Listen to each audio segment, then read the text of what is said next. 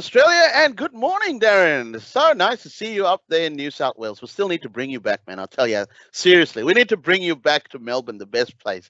You know, we got good Wi-Fi down here, much better Wi-Fi. The only thing is, we're giving you a taste of the UK weather. That's the thing. You know, it's gloomy outside. See, you can see the shine, the sun shining there, but you actually not sun. It's just so bright that the rain's pouring, and it sort of reminds me when I was in London, you know. So you're pretty used to those weathers. So that's good old Melbourne. Yeah. But but you know what, we still, it doesn't stop us from doing a great show every time, innit, Darren? Yeah. It doesn't Sure. stop us at all. Anyway, guys, it's so good to be back at the Red Devil Addicts studio now, and we are going to do a preview for the big game at Old Trafford today, which is Manchester United, who's been slowly creeping up the ladder. We've had 3 wins on the back, and we are going to be playing the league leaders at the moment, which is Arsenal, Mikel Arteta's side, and they're coming to Old Trafford, and we are going to give them a taste of the new Manchester United.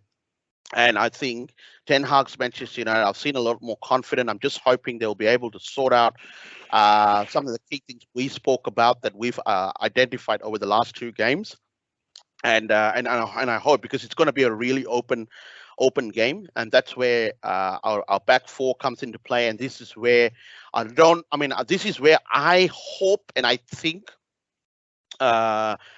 we could start with Casemiro, but again, looking at Ten Hag, he might go with the safest route with McTominay. But look, we will have all those discussions, and we'll have all of those things. But I think I want to get on to the first piece of news. We all know that we were live on air during the transfer window. As you all may already know, that we've already signed 2 players way before the transfer window, and we've confirmed I think Dubravka's signing on Friday, or much earlier towards the transfer window itself, and towards the last pretty much the last hour after the Leicester City game, we were keeping an eye to see if there was any late moves. There were stories coming out that United were going to make a big play for Frankie de Jong in the last minute. That deal just completely went dead. There was no talk about it. There was nothing. Nobody mentioned it. I think the focus had been driven away from the Frankie de Jong story. But the interesting part was that Arsenal wanted to sign Luiz from I think Aston Villa, and that they went in with 3 bids, and that they failed in those bids. But you know, it doesn't matter. I think they've done pretty well over the last 5 games. They're the current league leaders. They've been scoring a lot of goals, especially with the signing of Gabriel Jesus from Man City. So anyway, I'm pretty happy, Darren, with the signings that we've made. I think over the last 2 weeks that we spoke about things started to happen for United, and we went into the market, and we literally went in and made 3 really good signings. I'm including the Casemiro in there, and I'm add, because Casemiro is a good brilliant signing. Anthony is another brilliant signing, and of course Dubravka. I was actually referring to Dubravka from Newcastle on loan, which is also we needed a backup. We needed a decent backup for David De Gea, as you know, that it's the games are going to come thick and fast. We're already playing on the weekend, and then we go midweek. I think the first game that we're playing, I think Real Sociedad was playing at home. So we've got the Spanish team coming home to Old Trafford, so we don't have to travel much, but the Europa League is going to start, so we need to get the points on the board, and we need to be ready for them. Now let's get straight into it, guys. I know Mervyn Mervin will try and join us whenever he can, but he will definitely be on the later show. We've got something exciting coming up on the later show. We're trying to get in touch with a couple of Arsenal fans. We're also going to try and do a crossover with Sharon, who is in Old Trafford, and our very own Alex Telles. He's got someone spying. A spy. He's got a spy that's actually going to Old Trafford. He's going to spy on us, and he's going to spy for us and tell us exactly what's happening there. And we probably, you never know. We probably would get in touch with him as well. And you know what? He sent me a picture yesterday. He actually, that guy actually looks like Diego Dallo. My God! I told Alex, tell us that's your cousin's Diego Dallo. Why did you tell us that? Yeah, we had a good laugh about it. But I'll show you his picture in a minute. Yeah, but we need to try and wake Alex Telles out as we were talking there and just now. Alex Telles is probably sleeping, upset about the 3-0 loss against Barcelona yesterday, and he didn't even start. Neither did he even come on. We've got to find out what actually happened. I think he was partying too much in Brisbane, and he took his private jet late. That's the reason he got benched because of that. Anyway, we'll try and wake him up shortly. But I want to get straight into it. The announcement of Anthony and Dubravka was done on Friday, and they've confirmed the numbers. So Anthony is going to take on the number 21 jersey, which was vacated by Edison Cavani. So he's going to take that jersey. Anthony is going to take that jersey. We've also seen pictures of Anthony in training. He's done 2 training sessions as well. Ten Hag said, look, it is all going to depend on how the training sessions go. We saw quite a few snippets. My God, he is very skilled. You know that spin that he does with the ball? You've seen that, right? That is absolutely brilliant. That ball control is fantastic. And I'm really excited to see him because he seems to be a very exciting player. He's very driven. He can play with both feet. That'll be fantastic. Anyway, I'm really looking forward to seeing him. Anyway, and also to mention that Dubravka is given the number 31 jersey, so he's gonna wear the 31 jersey, and he will play the backup for David De Gea. And I'm sure that he will probably get some game time, especially during the Carabao Cup and to play together with some of the youngsters and stuff like that. But there's some interesting story that has just actually come out, Darren. Phil Jones has been kicked out of the training ground dressing room. They literally kicked him out. Yeah, they've kicked him to make room. They said to make room for all the new signings. So with Anthony and Dubravka coming in, Phil Jones literally doesn't have a dressing room anymore. So that's pretty interesting. We'll get into that story. Yeah. All right. You see that? that's what the story is, So let's get into it. I'll find out. Try and do some investigation into it, and where is he going to be stationed now that he's out of the dressing room? Because didn't Mourinho do that to Bastian Schweinsteiger as well when he took over? I think he went into the under 23s, didn't he? I think he'll probably go with the youth team. I think it's one of those where Phil Jones, like we've been saying this for a while, we should be leaving, and I think it's a bit unfair to drop him into the under 23s. He should just go to a new team. But I think the thing is, no one wants him. He's just injury prone, and we haven't seen him for 2 years, so it's just hard for teams to pay that money when you don't really know what you're going to get. But Darren, the thing is, it's not only about the fact of his injury proneness. Yes, he had an injury that literally kept him out for 18 months to 2 years. He's not had many game time.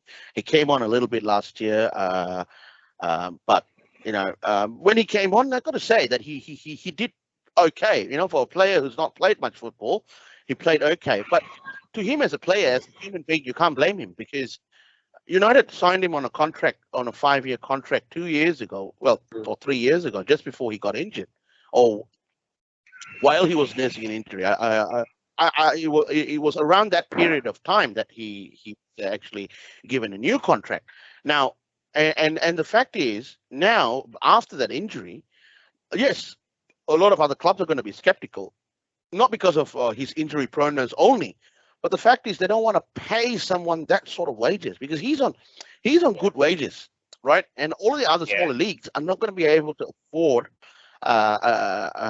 someone who has that injury proneness and pay him and take a risk of signing him and he gets injured again and they're paying him a salary. All he's doing now, he's just having a beautiful relaxation time in Manchester. I mean, I feel bad for the boy.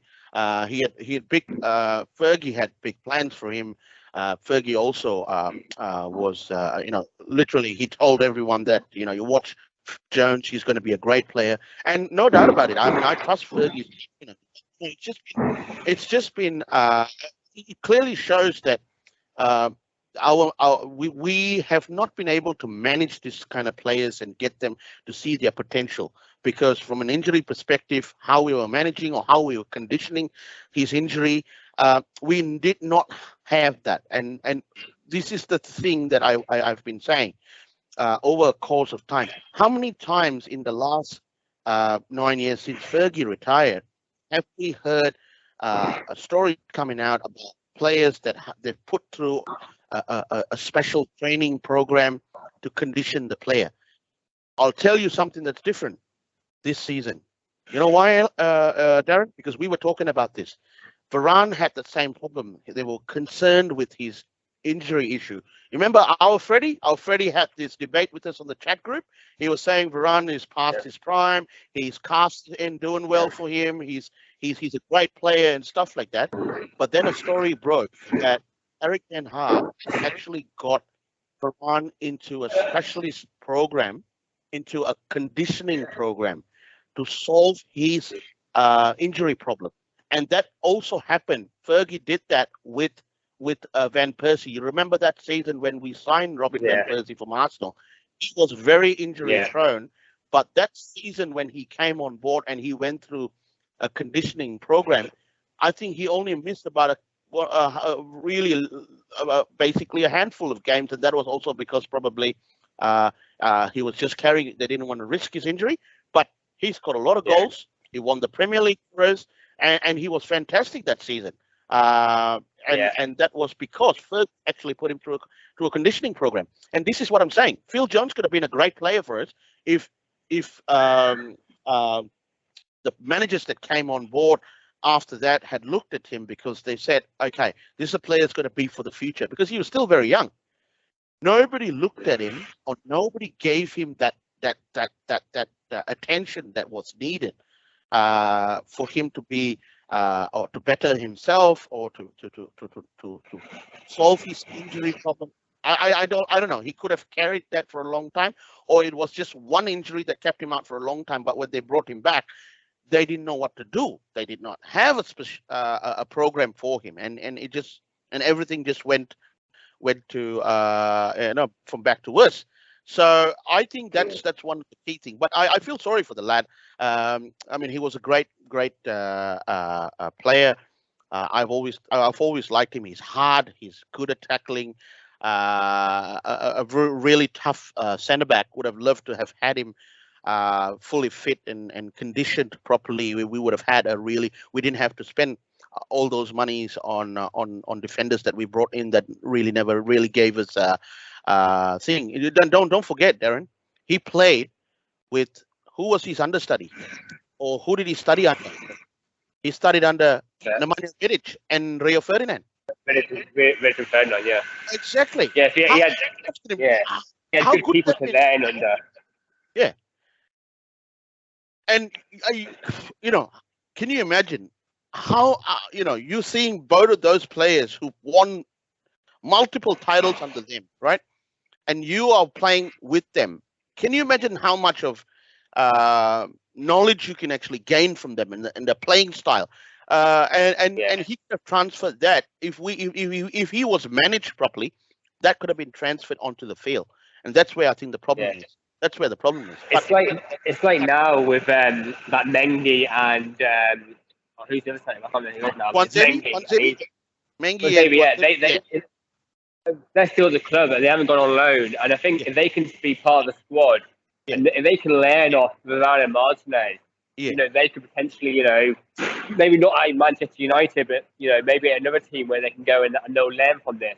Correct. I think in previous seasons they've not really had anyone to learn off. We've Correct. not really had a proper centre back partnership since Yeah. probably Vidic and Ferdinand, really. Yeah. So I think now with Varane and Martinez, we've actually got the younger players can Yep. someone to learn off. Correct. And just going to Varane, we talk about Varane there. I Yeah. think it was the first time I read that he's played 3 games in a row Mm. for Manchester United. So I Yep. think that just shows that whatever happened they did in pre-season, Yep. it's definitely working because I don't think he played many games. Like I know there was a few games where he didn't even play, but I Yes. think Correct. that was he wasn't really injured. It was just part of his program, I guess. Program. Correct. And obviously, in the longer term, it's obviously worked out well for him because now you're Yep. seeing him like playing like 90 minutes, like week in, week out. Yep. He's going from a Thursday to a Sunday. And again, as we said before, them two can like stay fit. They can be the spine of the team and Exactly. lead us on. Exactly.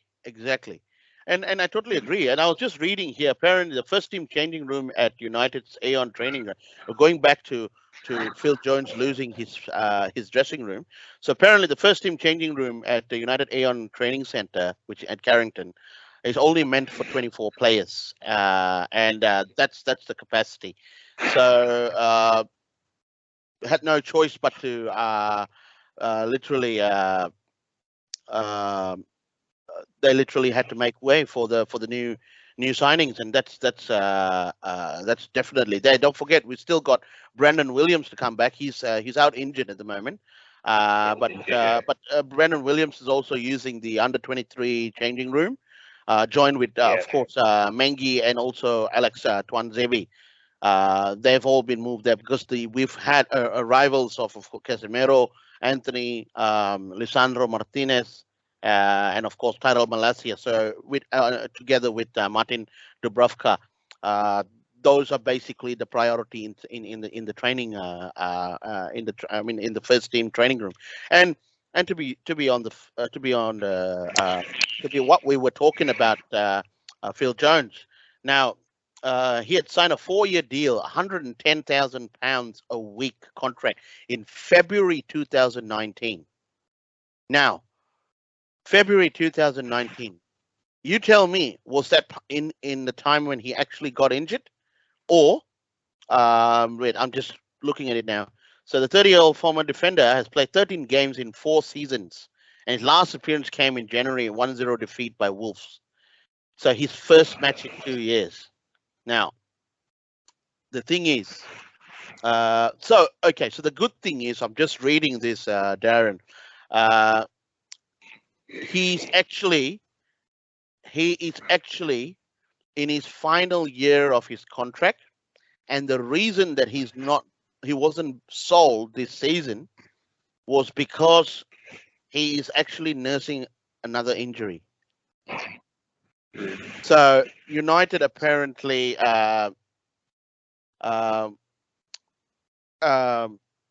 they've literally given up on receiving or recovering any money spent on Phil Jones. And also I forgot to mention, it wasn't only Ferguson who had a perspective of what Phil Jones was going to be. Sir Bobby Charlton actually had a view of Phil Jones. He actually called him you'll remember this, Darren. One of the players that if he was still around today, he would have been a legend. God bless his soul, Duncan Edwards, right? Yeah. Bobby Charlton compared Phil Jones to Duncan Edwards. Now, coming from Sir Bobby Charlton, it has a lot of merit because don't forget, Bobby Charlton played with Duncan Edwards. He was on that plane. He was one of the survivors of the Munich air disaster, and he knows Duncan Edwards. He was very sad. He lost one of his best mates and teammate in that disaster, and he was and Bobby Charlton actually said. So Bobby Charlton actually said that Phil Jones would have emulated or would emulate Duncan Edwards. Now that's a very strong statement, Darren. That's a very big statement, mate. That's a big statement. And this is what I'm saying. This is what we were talking about just now. It's really sad, and this is the problem about what we've been doing over the couple of years. The conditioning of players have completely out the door. And when I heard what was being done with Rafael Varane, I tell you, that's when I had, honestly, Darren, that's when I had a lot of hope. I had a lot of belief that Ten Hag is the right manager for Manchester United, because we have not heard that word in 9 seasons since Fergie. We have not heard that. And that's a really important fundamental. And what can we do? It's something that we had to live with. I mean, he's on his final year of his contract, but we'll have to live with it. We've got no other choice. But anyway, let's get back to previewing the Arsenal. What do you think? Do you think we're going to start with the same team? So I actually think we actually might make a few changes. The reason being is we've just had a midweek game, and that's our first midweek game we've had obviously this season. And it's a bit of a quick turnaround, I think 2 days in between. So I have a feeling he might just freshen it up a bit. He obviously, everyone deserves probably to play from last game. But I just think he might just, also Arsenal played it 24 hours before us. So they've had like an extra day's rest as well. Correct. So just then reasons, and I've got a feeling that he might just freshen it up. Maybe 2 or 3 changes. I think Casemiro I would bring in. I'd also bring in Anthony. And then I was even possibly, maybe Ronaldo, but then I was thinking, I think against Arsenal, I think we might be playing on the counter-attack maybe quite a bit. And I think you need people up forward, like Rashford, Sancho, and Anthony. So I think it probably won't be Ronaldo, but I could definitely see Casemiro and Anthony coming in. I would keep the back 4 as it was. I think we need to keep that, as it is. The understanding. Changing it. Yep. Yeah, because they're getting connections now. You can see, they're all like playing together. You've seen that after the game on the against Leicester. Yep. They're all like high-fiving each other, and they're starting to get connections. So yes, and I think that's what great teams do. You look at all the great teams in the past. Yes. They make changes maybe in midfield or strikers. Yes. But the defence is normally, unless there's injuries or suspensions, that's normally, the start when they change. Back 4. Yeah, and the goalkeeper as well, of course. So for me, I think I would only bring in Casemiro, for possibly McTominay. I also think he might even bring in Fred, maybe just to give a bit of that energy into midfield. Maybe because I've noticed Ericsson in the last game, he just started to get a bit tired towards the end. Yep. So I could even maybe see him like freshen up that midfield completely and maybe bringing in Fred. Yes. So playing Fred and Casemiro, and then Bruno just ahead. Yep. And then I think I would love to see Anthony. As you said, he's only had 2 or 3 training sessions. Yep, 2 training sessions. Well, I think I just think you need a bit of that. What we've missed in the last couple of games is that spark. In the final third. We've got the 1 goal, and we just maybe need to go and get the 2nd or 3rd. And I think against Arsenal, we will definitely need to score at least 2 goals, maybe 3, because Arsenal have shown this season they can score goals. Yep.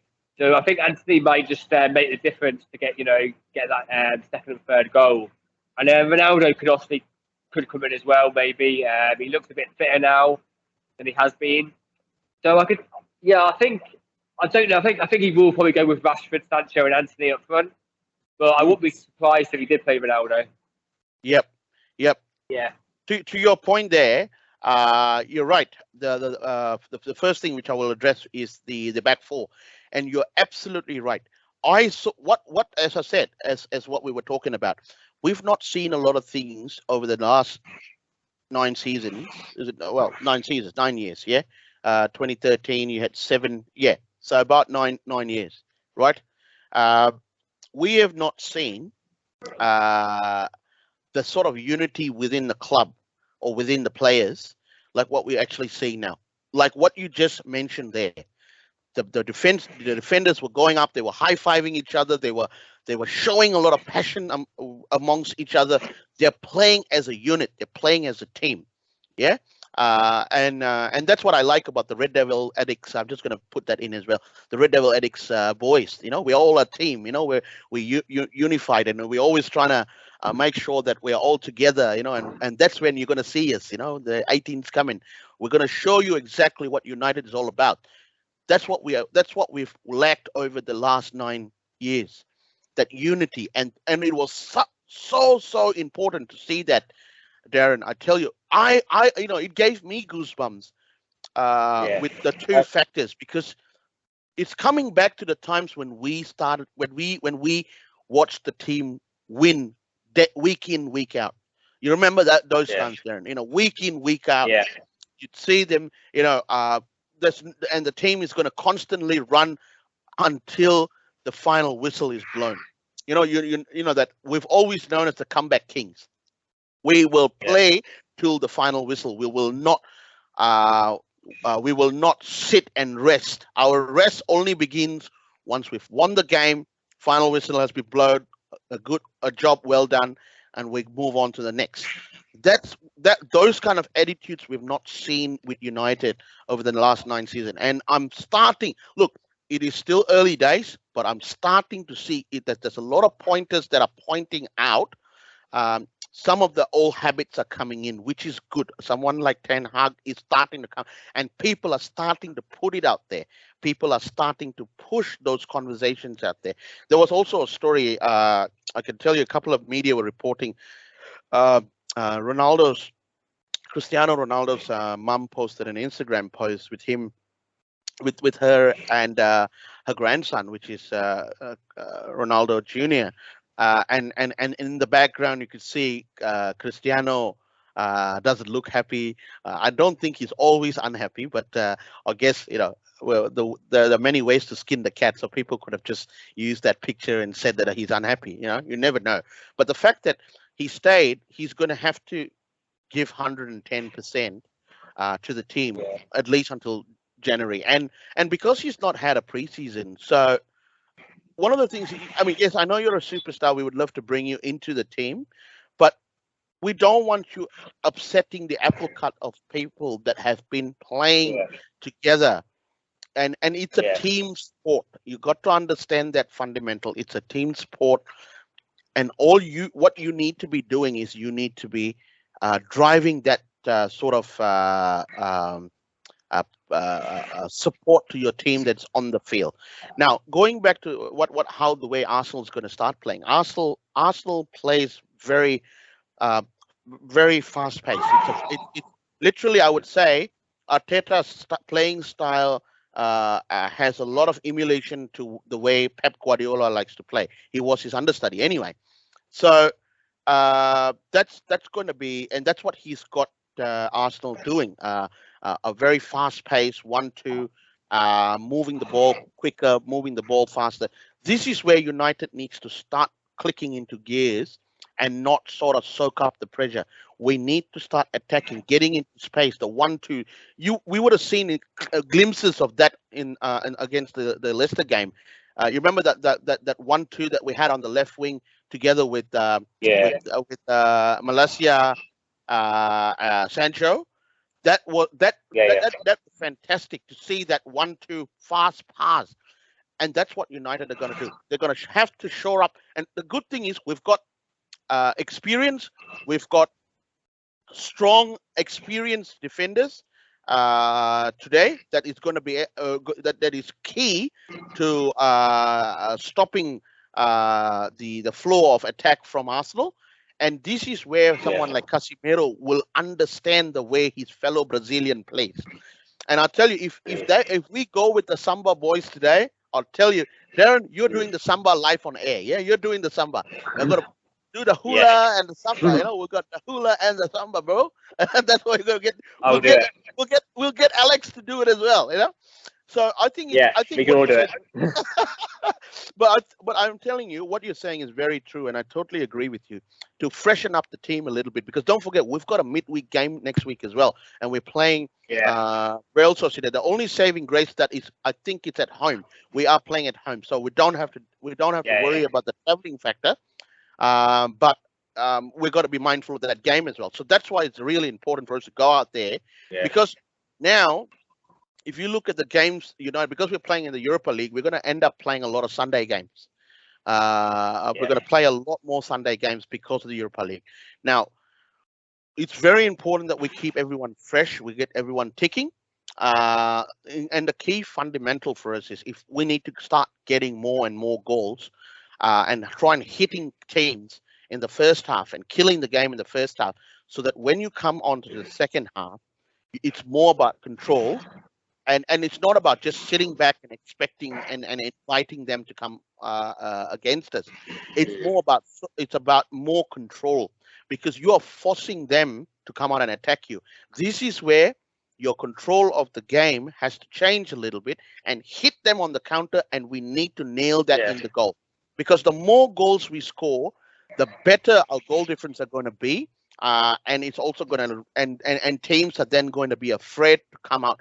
Then you can start to settle down the team a little bit more. Then you can make a little bit more changes and freshen up the team. But what we're doing is, the reason we're all living in the edge is, and a lot of the players are forced to stay on for a longer period of time and not have that little bit of freshness, is because we need the first 11 to be able to.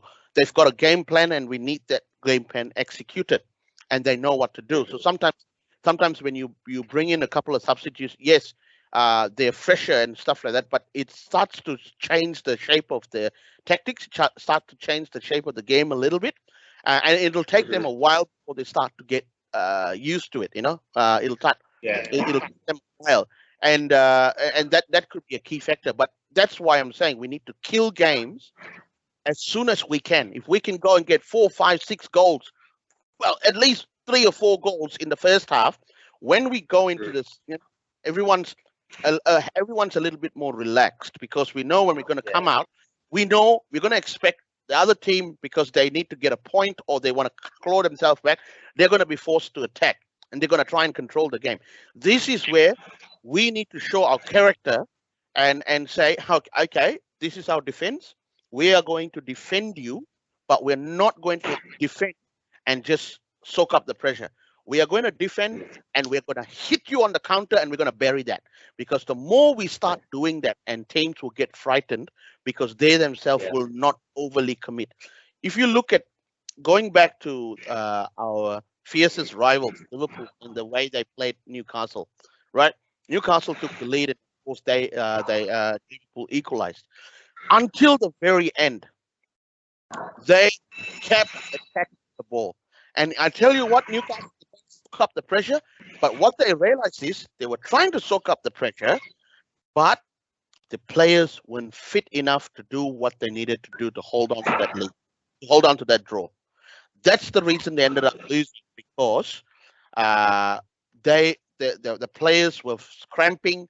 They were having a lot of players that were literally tired, and that was one of the factors. You looked at the Liverpool team; they were much fresher. Even though most of them started the game, they are much fitter, and they kept attacking and attacking and attacking and attacking. That's what United of the past used to do, and we need to bring that back. And that's going to be key for the Arsenal game. We cannot allow Arsenal to come at us and soak up the pressure. We need to attack them, kill them in the first half. We are playing at Old Trafford. I think this is the perfect game, actually. I think these types of games suit us, like Liverpool game, because I think these teams, like Arsenal, they are full of confidence, and they'll try and attack us, which means they will leave gaps. I think Arsenal, even though they've been winning games, I have noticed they give you chances. And we can create chances. We just need to make sure we're putting the ball in the back of the net. So I think these types of games, we've seen against Liverpool, we caught them on the counter attack. And that's why I think when you got the pace up front, when you got Rashford, Anthony, Elanga, Sancho, you got these players. This type of game is perfect for us, for these types of players. And then you've got Casemiro can control that midfield, and then we can give the ball to like Ericsson or Bruno, and then we just need to be quicker as well. I think one thing we've been lacking in the last couple of games is just being a bit slow on the ball. We just need, as soon as we get the ball, get it forward, and that's how Arsenal will leave space, and we need to make the most of it. And I think getting the first goal and then building on that as well. You don't just get the first goal and sit back, as you said. Correct. You need to go and try and get a few goals, and if we get the goal difference, it's positive because it's still a negative -3 at the moment. Correct. But yeah, I definitely think this game is. I see quite a few goals in this actually. I think both teams will go for it, and it could just be one of those games where who takes the chances. Because Arsenal have got some good players, but I was just looking at the injury list, and I think their keeper is Doubt. He got injured. I'm not sure. He might not even. And also Odegaard, he's a doubt as well, and he's quite a big player for them. So that could be what we've seen in team news when it comes out and see what happens with that. But that could be two big misses for them. Yep. Let's see.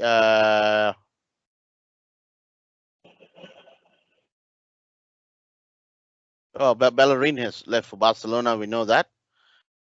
Let's see. Odegaard came off again in midweek. I think it was an ankle injury, so I'm not sure how bad it is. He said he's like 50%. We'll see. I think what they say, the confirmed absentees is definitely. Zinchenko is going to miss the game as well. Partey is also missing. They've got Elneny and Nelson all missed the game, which with Martinelli basically got them the winner. But the expected look, Martin Odegaard picked up a knock as well, but they expect him to be fit. He probably will be, yeah. Yeah, and who else? I heard something about the goalkeeper Ramsdale. So I don't know. So apparently, So apparently, Arteta is saying that Zinchenko is definitely out. Right. That's a big miss. Yeah, but Tierney's not fit. Is Tierney fit? Tierney's not fit, is he? Even Tierney? Tierney, no news on Tierney actually. No news on him. I don't think he's fit. I think he's injured as well. So that means he's injured. Probably make the bench. He'll probably make the bench. Yeah. Okay. Yeah. So the long absentees is their CDM, which is Partey. That's pretty much it. Right now. Yeah, look, thinking of injuries as well. Like we've actually one good thing we've got right now, apart from Martial, everyone else is like fit, and it's good to see that. You get the manager options, and especially I think over the next few weeks we're going to be playing like Thursday to Sunday. Correct. I think actually up until Christmas we're actually playing Thursday to Sunday. I think nearly every week. Yes. We'll have Europa League. We'll have the Carling Cup will start again. Correct. And I think there's even a couple of Premier League games in midweek. Yep. So squad's going to definitely have to get used over these next few weeks. Well, up until Christmas. Until the World Cup, I think. Carling Cup. We also used to the Carling Cup. We all call it Carling Cup. Now it's known as the Carabao Cup. So we got to call it the Carabao. We also change it every year. You know why? Darren, I have that same problem as well, Darren, because when we were growing up, and we watched United win games in and out, we always knew it at that time. It was always known as the Carling Cup. Yeah, it was always known as the Carling Cup because, well, they were sponsored by Carling beer anyway. So, and we always knew that. And then we changed it. But that shows we still, in some ways, we're still referring to a lot of things from the past because we remember that so much, isn't it? How things have changed. Yeah. So. It's like they used to call it I think the Worthington Cup as well, didn't they? They've had so many names to it. That's right. Yeah. That's right. And I think they change it like every few years. I think they give it to the reason they do that is actually they give the naming rights of the cup to a sponsor that's actually tied up with them. That's why Carabao has been given that branding now. So they actually give it the naming rights for that particular cup for sponsors. So that's why they changed it. So I think the last couple of seasons it's been known as the Carabao Cup because I wonder what Carabao. Come on, Darren. It's a brand that's widely known in England. What are they? Let's see. Well, What's it? it's actually pronounced as the Carabao Cup. Oh, What are God. they? Let's Okay. see. Yeah. So I'll tell you exactly what it is. I'm just doing this, and I'm just gonna check. Apparently, Carabao is an energy drink. It's like So apparently, where is it from? Wow. Um. Okay, so Carabao, interesting. It's actually a Filipino uh brand name. So apparently, it says water. They actually call it water. The actual meaning of Carabao is actually an energy drink like Red Bull and stuff like that. And it's actually Carabao is actually they it's a native name to a type of water buffalo in Philippines. Okay. Quite interesting, but it is a key brand in Thailand, which with an estimated 21% market share in 2014. So it's a Thai energy drink launched in 2002. So yeah, talking about globalization, that's a global brand Yeah. because the name Carabao is actually a name that comes or it's referred to in native Philippines as a swamp type water buffalo. But actually, that it's an energy drink that came from Thailand. Pretty interesting fact, isn't it? Yeah. Very interesting. We got to reach out to them and say, you know, come and sponsor our show. We'll call it the Yeah. Carabao Red Devil Addicts show. And we'll make it even cooler. We'll make it super, super, super, super cool, and that will create more brand awareness here in Australia as well. Yeah. Sure. That'll be very interesting. Yeah, very interesting. But yeah, no. But yeah, I mean, you're right. The games are going to come thick and fast, and I think looking at and what we've done in the transfer market over the last 2-3 weeks, I'm a bit more confident that we've sort of gotten at least. Well, Ralph Ragnick did say we needed 10 players, but we actually signed what, 5 of them, right? Plus the goalkeeper 6. So we had Tyrell Malaysia, we had Ericsson, we had Martinez, we had Casemiro, Anthony, and goalkeeper Dubravka, right? But he wanted 10 players on the field. Yeah, I think I think I said the other day you're never going to get 10 players in one transfer window. Yeah, correct. Yeah, so I think it's going to take 2 or 3 windows. I think we'll see when the next one opens up during the season. I think it depends on how well we're doing and whether we make any signings. I think if we're doing okay, then I think he might just leave it as it is. But maybe if we get an injury somewhere or we're not doing so well, then he might bring 1 or 2 in. Yeah. But I don't think it'll be any big players. And normally you don't get the big players. I know we got Fernandez once in the January transfer window. Yeah. But normally the big players, they normally go in the summer because the big players are not going to go and leave, especially if they're playing in the Champions League. They're not going to go want to leave a Champions League team. Yeah. Especially if we're not in the Champions League now. Yep. So we'll see. I guess we'll see when it comes to that how well we're doing and what we need.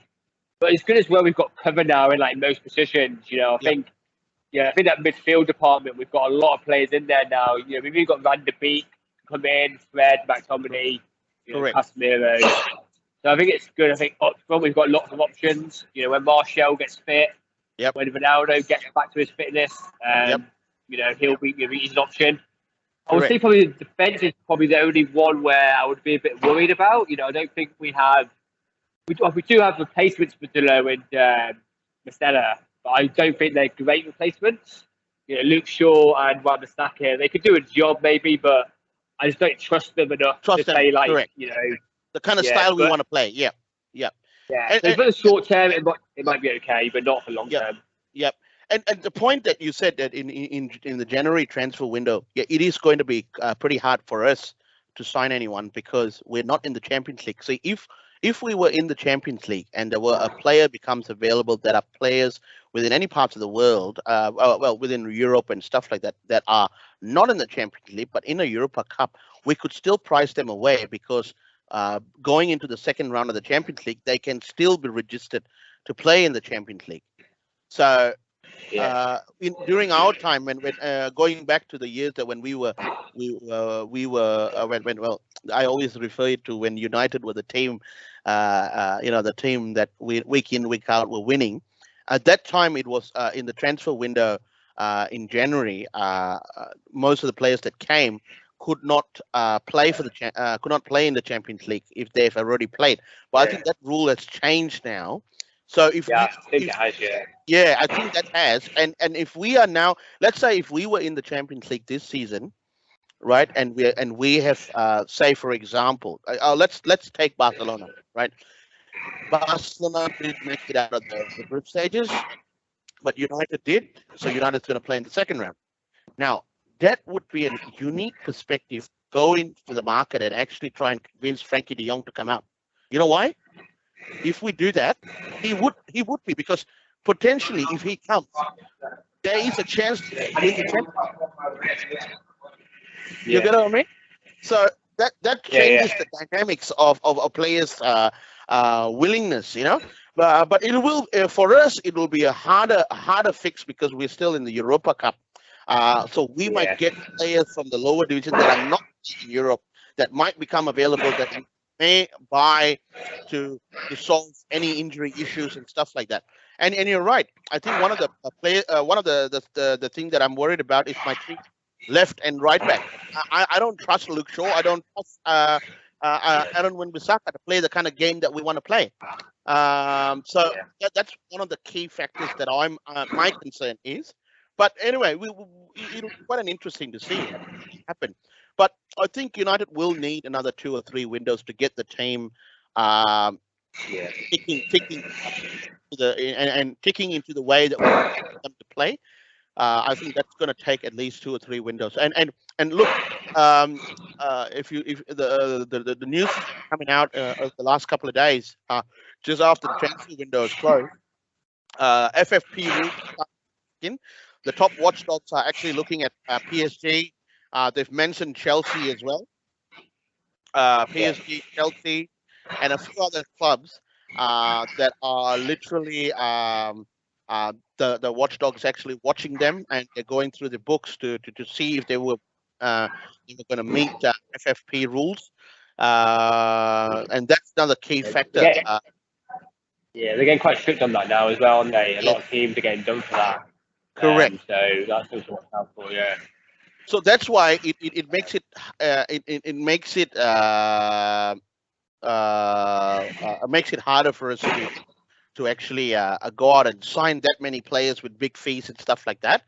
So apparently, I'm just going to read this. This news just came out a couple of days ago. So apparently, Man City and Chelsea avoid punishment. Paris Saint-Germain, I would think AC Milan, and Internazionale, which is Inter Milan, are among the 8 clubs who have agreed settlement with UEFA after failing to comply with the break-even requirements last season. So this is talking about last season, yeah. But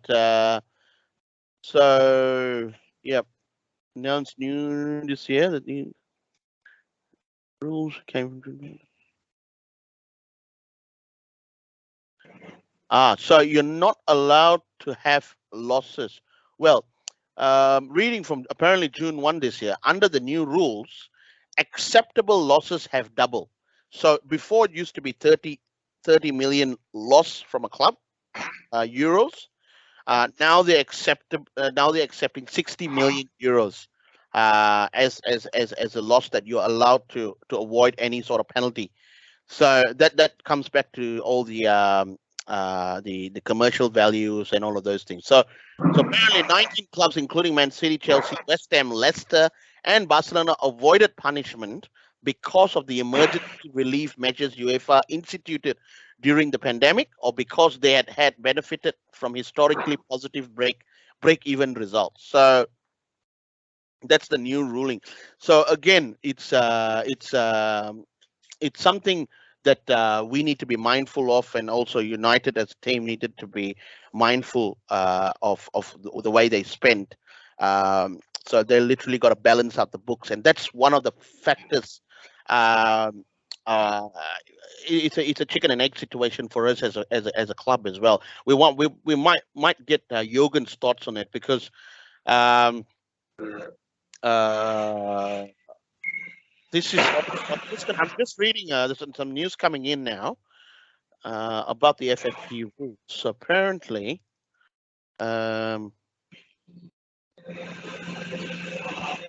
waiting for it to load. So apparently, Paris Saint-Germain faces paying 65 million euros under the financial fair play rules, while 4 other Premier clubs have been placed on the watch list.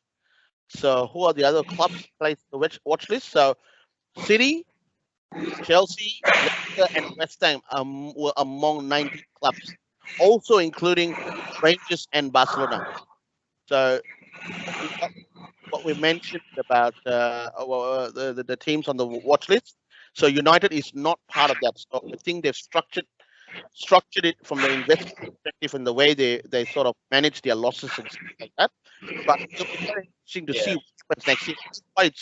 It's a key fundamental. Don't forget, it's a very big fundamental. We've spent close to about 225 million, and then you offset the player sales and stuff like that, about 30. So we would have probably spent under 200 million in summer budget this year. And don't forget, by us playing in the Europa League, we've lost out some payments from the from UEFA as well, especially not qualifying in the Champions League. We would have had a haircut from sponsors such as Adidas, which would play 25 million less every time they do not qualify for the Champions League. So all of those key factors add up to FFP. Yeah. That's why next season, sign as many players as what we've done, unless we've gotten we have won a particular trophy or 2 trophies. All of those things make up in terms of the commercial revenue that also comes in, putting it together, and then UEFA looks at it. Okay, your losses are basically less than 60 million euros now, so you're not part of the watchdog. So it'll be quite key next season. I don't think we would probably go out and sign another 5 players next season. I think probably 1 or 2 big players they might send within the 100 million, but it's all dependent on now that they've invested this and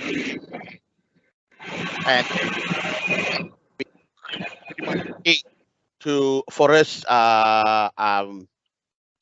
sort of avoid any sort of penalty from UEFA. So it's pretty interesting. But anyway, fantastic, Darren. I think we've covered most of it today. I think we didn't talk much about the Arsenal game because we're all excited about the later show, because we're gonna have we're hoping. Yeah, I'm not gonna burst anyone's bubble yet. We're very hopeful that when we do the show pre-match discussions, we are going to be live outside Old Trafford, which always makes us happy, isn't it? It always gives us, you know, what happens. Makes us jealous though as well. Yeah, and the thing is, what I'm hearing is there's going to be quite a bit of protests happen today as well as during the Liverpool game. So that'll be quite interesting. Hopefully we can get some reaction from fans there.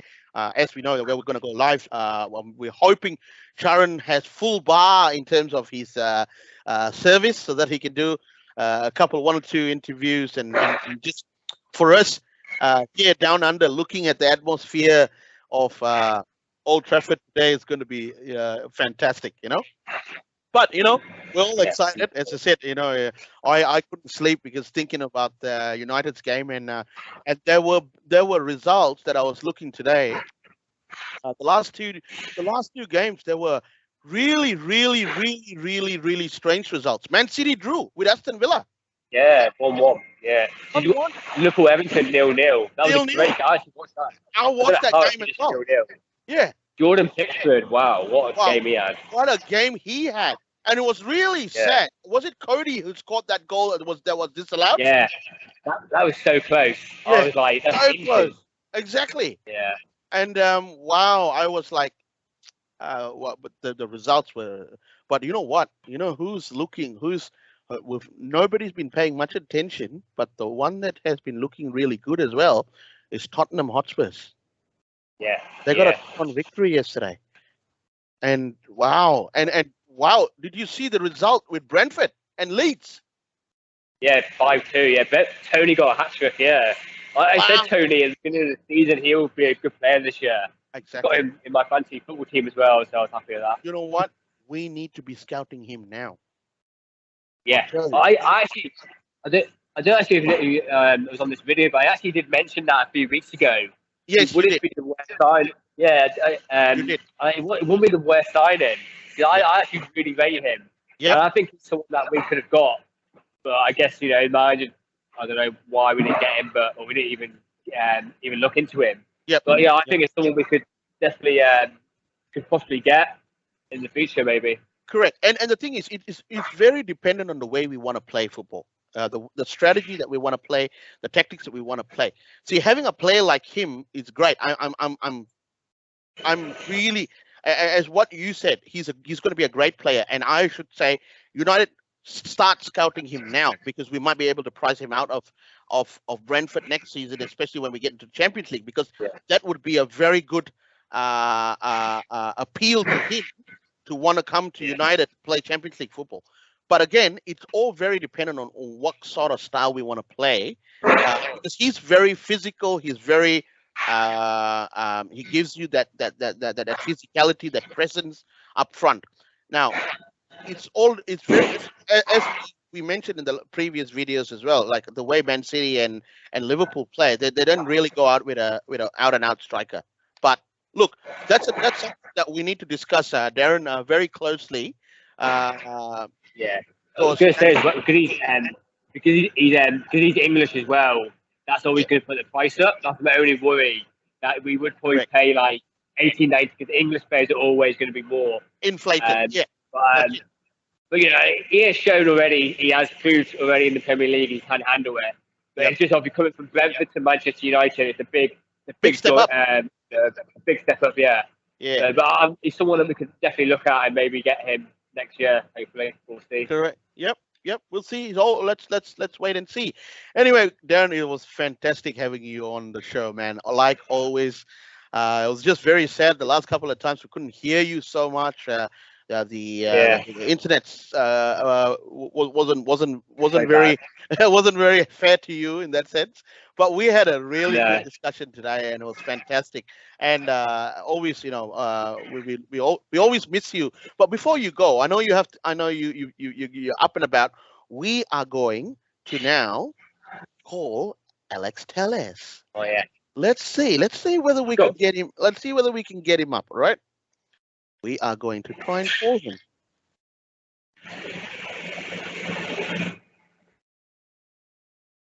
It's ringing. It's ringing. Yeah.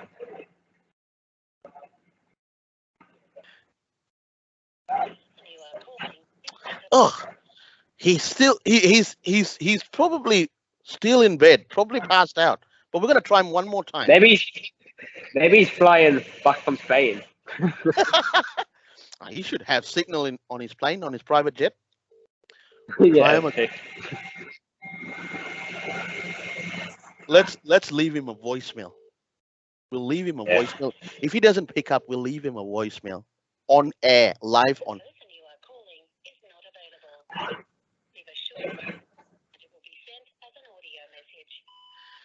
Alex Telles, it's time to wake up. It's 10:40 in the morning, and we missed you at the show. Come on.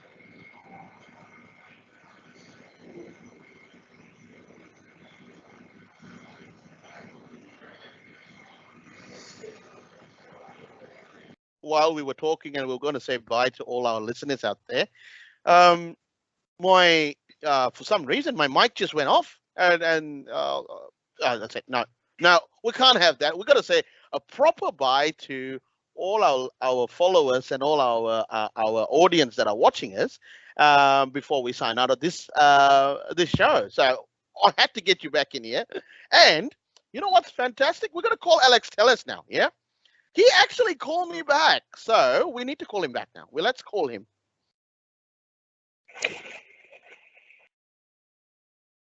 We'll get him back. Get him. Alex Telles speaking. Ah, we got Alex Telles. We are doing a short call to see if we can get Alex Telles back onto the show. So we're actually having Alex Telles. We finally got Alex Telles on call. He had a big night, as we all predicted. He had a big night. He flew back from Sevilla yesterday after a bad loss against Barcelona. But Alex Telles is still bright, up and early. He's enjoying. He's actually flown into the Gold Coast. He's having a good time. Now, Alex Telles, now that you're awake, we cannot let you go without you doing a United chant. So come on, give us a United chant. The first one is the United one. I'm at the shops. I can't really do it right now. people might look at me. No, just tell them to be a Manchester United fan, and then they can all sing along with you. Oh, Darren, why don't we do the United one for Alex Telles, since he's the one that always does it for us. We'll do the United one because we've memorized that, innit? UNITED, United are the team for me, with the knick-knack paddywhack. Give a dog a bone, why don't City fuck off home? We're singing along. All right, Alex. Now you got to give us a Lisandro Martinez one, bro. Come on. King Magic, he wears a magic hat, and when he saw Trafford, he said, "I fancy that." He nearly signed for Arsenal, but not them because they're shy. He signs on Man United because they're fucking dynamite. Yay! Fantastic. Hey, you're going to be singing that tonight, bro. I'm telling you. When we go live from Old Trafford, where Charan is going to be there, your cousin's going to be there. Remember, I told you, innit? Your cousin looks like Diego Dalot, you know? So he was at the Chelsea game, yeah, and he's going to the United game today. So we're gonna catch him and we're gonna tell him, hey, is that Diego Dalot's brother? Oh, we'll do it on the show anyway. Anyway, Alex, you have a good day. We'll catch you later at the show. and we will have an exciting one. Don't we always do have an exciting one? When we always miss you on the show. So let's rock and roll later. All right. All right. See you, Alex. Bye. That was our very own Red Devil Addicts channel, Alex Telles. That's our very own boy here in Australia that has a fantastic passion as well, like all of us, a big passion for the club, Manchester United. We love the club so much, and I tell you, he's been studying and rehearsing every day the United chants, because we always have him on the show, and we always have a good laugh and a good factor. And I'm really happy to be back here again.